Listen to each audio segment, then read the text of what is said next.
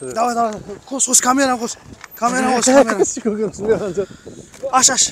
Көке, ассалаумағалейкум. Осал тұрасыздар ма? Осал тұрасыздар ма? Ассалаумағалейкум. Біз анау арақсыз ізгі ауыл деген немен кебедік. Соны сізден интервью алсақ, ауылда арақ сата ма? Біздің ауыл ма? Е.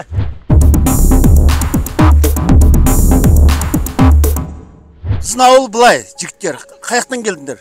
Біз ба Шымкенттен келдік. Шымкенттен келсем, біздің ауыл Машат, Түркістан облысы, Түлкібас ауданы, Машат өңіріндегі, Машат ауылдық округіндегі Қарасты Қызылбастау ауыл деген жер. Өзіміз 100 үй тұрамыз осы ауылда. Мешіт салып берді Жасұлан деген. Арақ деген мен білмейміз қазір. Арақ не өзі? Сендер сұрақ қойып жүрсіңдер. Пиво ма, или напиток па? Сол сияқты нәрсе ма? Білмейміз ғой бізде сан, білуге керек. Жоқ, арақ деген ішпейді бізде. Кеше 2 адам арақ қасында отырып құлап қалған. Прямо арақ қасында тойда отырған ғой. Ішпей құлап қалған. Жеп көреді да, значит, біздің ауыл жеп көреді. Арақ деген бәлемнің магазин жоқ онда, машалла. Ла иляха иллаллах Мұхаммед Расулаллах. Арақ деген оны сату деген бізде жоқ. Ассалаумағалейкум. Ассалаумағалейкум. Бүгін арақсыз ауыл деген жобамен жүрміз. Видео түсіріп блогер боламыз. Сіз арақсыз ауыл деген жобамен. Сіздердің ауылдарыңызда арақ сатпайды дейді. Сол рас па? Конечно рас. Ішпеген сатпайды да. Арақ ішіп ішпей ма? Жоқ, ешкім ішпейді. Иә. Сол қашаннан бері бұл жағдай қолдандыңыздар?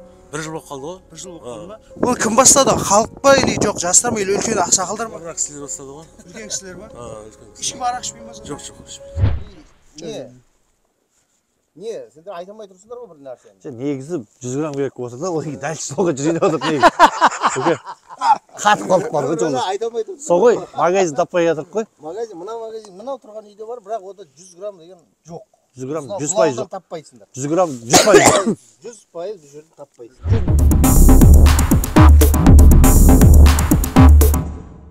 Так, Қызылбастау ауылының ішінде жүрміз. Күн суық. Жаурамадыңдар ма? Осал тұрасыңдар ма? Осал тұрасыңдар ма? Ауылдарында арақ сатпайды дейді, рас па? Рас. Точно ма? Шын ба? Шын ба? Ешкім ішпей ма сонда? Үйлер іше ме, ішпей ме? Ішпейді мен. Әкең ішпей ме? Жоқ. Молодец, сенің ше? Ішпейді? Вообще ішпей ма? Вообще. Сен әкең ше? Ішпейді. Вообще арақ деген көргесің ба, көрмегесің ба жалпы? Көргесің ба, қаяқта көргесің? Тойын жиындарда. Бөлелердің тойлары болса өзі көрсін. Басқа ауылда бар. Иә. Жарайды, рахмет балалар. Ассалаумағалейкум. Мына дәу балаларыңыз екен. Осы Вечерге баратын балалар ба? Вечерге 9 классы ба? 11 ма? Негізі атың кім? Әділет. Әділет. Негізі вечерлерде ішімдік қойыла ма, қойылмай ма? Қойылмайды. Неге? Білмеймін, онда жоқпыз өзіміз. Ауылда сата ма негізі, пиво анау ма? Білмеймін ондай. Ауылда жалпы іше ма, үлкен кісілер мас болып жүрген адам жүре ма? Вообще ондай көрмегенмін. Арақ сата ма, сатпай ма? Арақ тұрсыныз білмеймін ауылда мен. Бұл ауылдың баласы емес па? Осы ауылдың баласың, бірақ Осы магазин арақ көрмегенсің ғой. көрмеген вообще. Бір қандай болатынын білмей тұрсың ғой. Білмеймін ғой. Болды. Үйіңдегілер іше ме, ішпейді? Ішпейді ешқайсысы. Ішпей ма? Ішпейді құдай. Сен ше? Күтеш десе.